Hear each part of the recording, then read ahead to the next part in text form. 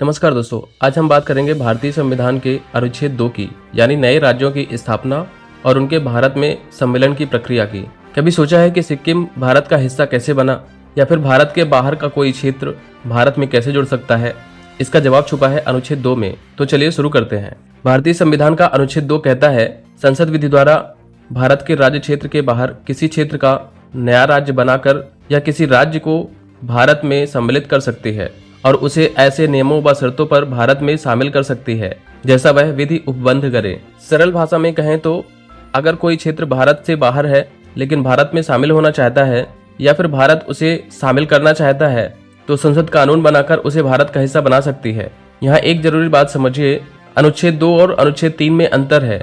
अनुच्छेद 2 भारत के बाहर के क्षेत्र को भारत में शामिल करता है और अनुच्छेद 3 भारत के अंदर राज्यों की सीमाओं में बदलाव, राज्यों का विभाजन या नए राज्य बनाना। उदाहरण के लिए सिक्किम को भारत में मिलाना अनुच्छेद 2 है, वहीं तेलंगाना का आंध्र प्रदेश से अलग होना अनुच्छेद 3 है।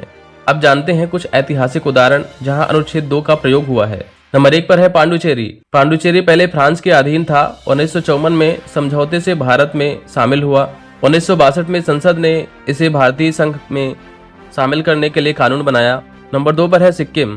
पहले एक स्वतंत्र रियासत थी।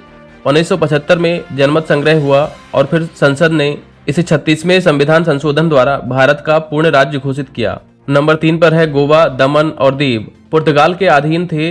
1961 में भारत ने सैन्य कार्यवाही की और फिर संसद ने इसे भारत में सम्मिलित किया। इन सभी में संसद ने कानून बनाकर इन्हें भारत का हिस्सा बनाया, यानी अनुच्छेद 2 लागू हुआ। अनुच्छेद 2 के जरिए संसद को ये शक्ति मिलती है कि कोई भी बाहरी क्षेत्र जिसे भारत में सम्मिलित किया जाना हो उसे नियम और शर्तों के साथ भारत में शामिल किया जा सकता है।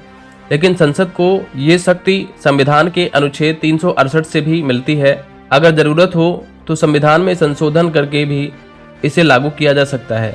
तो दोस्तों, ये था अनुच्छेद 2 का पूरा विवरण, जो भारत को लचीले तरीके से नए क्षेत्रों को शामिल करने की शक्ति देता है। अगर आप भारत के इतिहास, संविधान और कानून में दिलचस्पी रखते हैं तो इस वीडियो को लाइक करें, चैनल को सब्सक्राइब करें और कमेंट करके बताएं आपको अगला वीडियो किस अनुच्छेद पर चाहिए। धन्यवाद।